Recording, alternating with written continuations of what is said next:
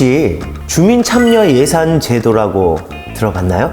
주민참여예산제도요? 글쎄요.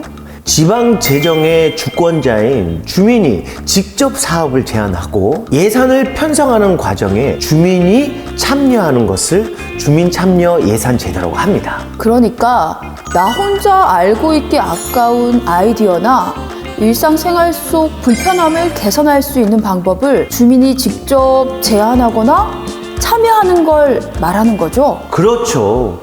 시민이 재정 운영에 직접 참여해서 운영의 투명성과 배분의 공정성을 높이는 제도죠. 그럼 언제부터 시행됐나요? 지방재정법 제39조, 지방재정법 시행령 제46조에 따라서 2009년 경상남도 주민참여예산제 운영조례를 제정을 했고요. 경상남도에서 주민참여예산에 공모제를 도입한 것은 민선 7기가 출범한 2018년 하반기부터입니다. 올해로 그럼 4년 차를 맞았네요. 그럼 경남형 주민참여예산제 성과는 얼마나 거뒀나요? 공모제 도입 첫 해인 2018년도 경상남도의 주민참여예산 규모는 52억에서 올해는 170억 원으로 사업 제안 건수는 474건, 투표 참여자 수는 3,398명, 무려 149%가 확대되었습니다. 우와, 3년 만에 이렇게 성과를 거둔 비결이 궁금해지는데요?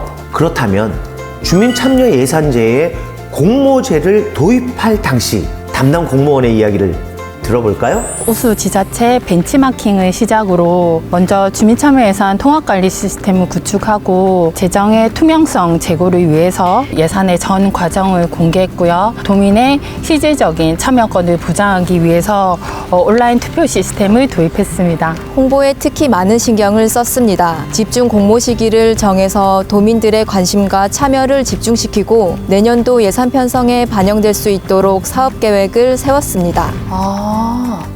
이 사업을 진행하는 과정이 쉽지만은 않았을 것 같은데요. 어려움은 없었을까요? 제안자께서는 사업을 직접 수행하는 것으로 오해하시거나 담당 부서에서는 제안된 사업에 대해서 부정적인 의견을 주셔서 사업 검토 과정에서 조율하는 일이 가장 어려웠습니다. 어려운 과정을 거치더라도 사업이 원만히 진행되면 뿌듯하더라고요. 흔히 주민투표는 민주주의의 꽃이라고 하죠. 경상남도 주민참여예산제 주민투표율이 올해 무려 3배나 증가했다고 합니다. 특별한 비결이 있었을 것 같은데요. 라디오 방송에 출연해서 주민참여예산 제도의 취지를 설명하고 참여를 독려했습니다. 더 많은 도민들의 참여를 위해 홍보 영상, 카드 뉴스 제작 등 다양한 방법으로 홍보를 진행하였습니다.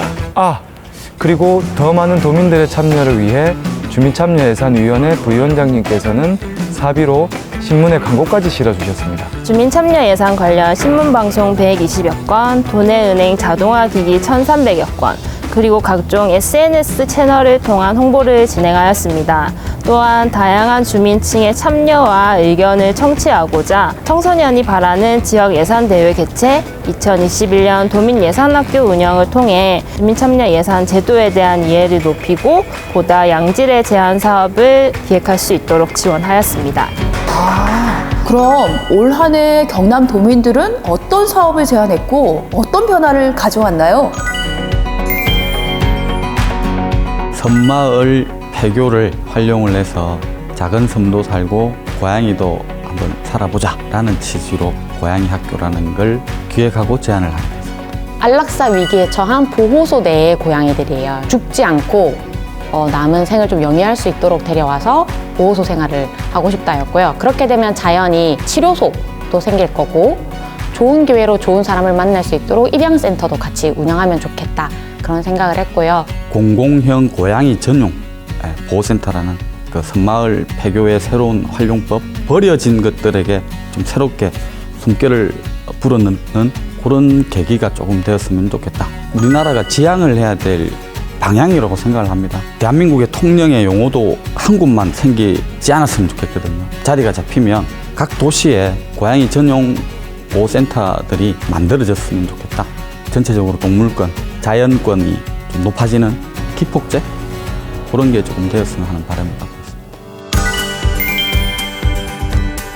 저희는 태우소라는 제목을 가지고 태양광 LED 조명 설치와 버스 탑승 시스템을 버스 정류장에 설치해서 주민들이 좀 더 편하게 버스를 사용할 수 있도록 했습니다. 경남 사투리로 날 좀 태우고 가소라는 말이 있는데 그래서 그거를 줄여서 태우소라고 정했습니다. 웅천이라는 곳이 있는데 그곳이 밤이 되면 가로등이 많이 없어서 정말 많이 어둡거든요. 버스 정류장을 찾기도 힘들고 너무 어두워서 무서웠다 라는 얘기도 많이 했고 자기를 못 보고 지나가는 경우가 많았다 이렇게 얘기를 해서 버스 탑승 시스템이 있으면 그 불을 통해서 버스를 쉽게 탈 수 있지 않을까 해서 제안을 하게 됐던 것 같습니다. 주민들이 좀 더 안전하고 불안감 없이 버스 사용할 수 있을 것 같고 버스 아저씨들 같은 경우에도 주민들을 놓치지 않고 버스를 다 태울 수 있어서 민원도 줄어들 것이라고 생각하고 있습니다.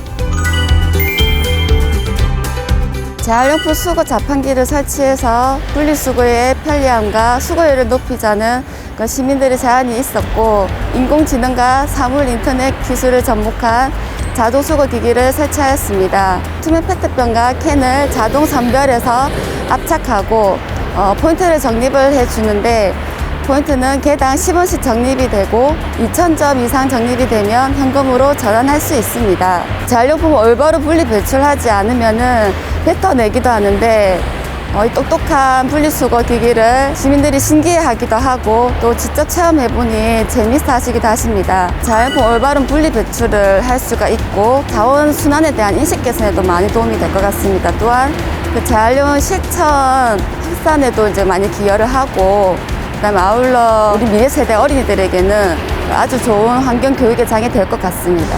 주민참여예산위원들은 경상남도의 주민참여 예산 제도를 어떻게 평가하는지도 궁금해지는데요. 111군데 사업 중에서 10여 개소의 현장 점검을 진행하였고 대부분의 사업들이 원만하게 진행되고 있었음을 확인하였습니다. 경남의 각 지역에서 제한되는 사업들이 일회성 사업이나 주민 수건 사업이 아닌 공동체 협력을 통한 사회 취약계층 지원 등 보다 질 높은 사업들이 진행될 수 있도록 또는 선정될 수 있도록 도민 모두의 노력이 필요한 것 같습니다.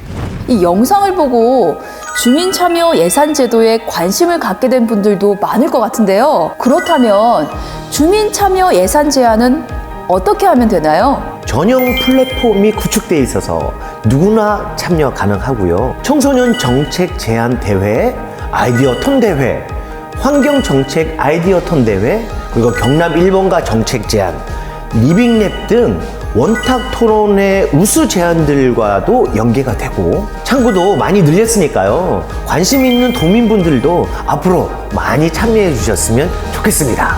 주민이 제안하고 주민이 결정하고 주민이 참여하는 주민 참여 예산제도 주민참여 예산제도로 진정한 지방정치를 만들어갑니다.